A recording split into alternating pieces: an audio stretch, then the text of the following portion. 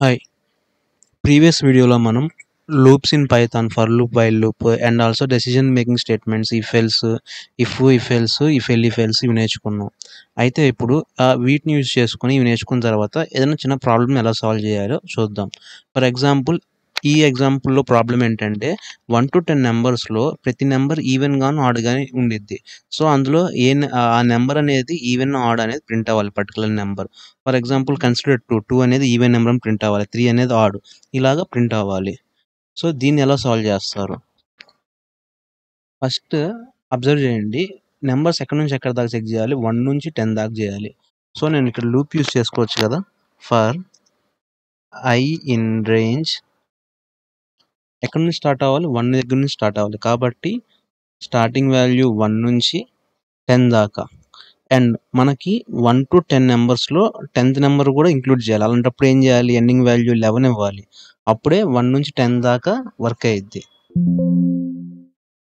Indentation ఇచ్చి ఇప్పుడు even, ఆడ్‌కి logic ఏంటి? ఈవెన్ అంటే డివిజిబుల్ బై 2 ఈక్వల్ టు 0 అవ్వాలి. If i divisible by 2 equal to 0 అయితే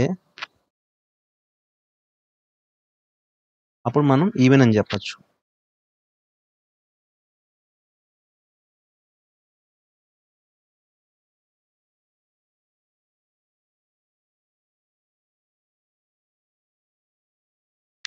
లేదు, డివిజిబుల్ బై 2 ఈక్వల్ టు 0 అవ్వనప్పుడు అది ఆడ్ నెంబర్ అని చెప్పొచ్చు.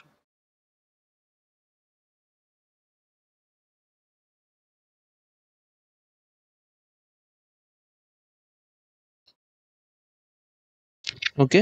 ఫర్ లూప్‌లో 1-11 అంటే 10 దాకా ఇటరేట్ అవుతాము. ప్రతి నంబర్‌ని డివిజిబుల్ బై 2 అయితే ఈవెన్ అని చెక్ చేస్తాం. డివిజిబుల్ బై 2 అయితే అది ఈవెన్ నంబర్. లేకపోతే అది ఆడ్ నంబర్. ఇది చాలా సింపుల్ లాజిక్.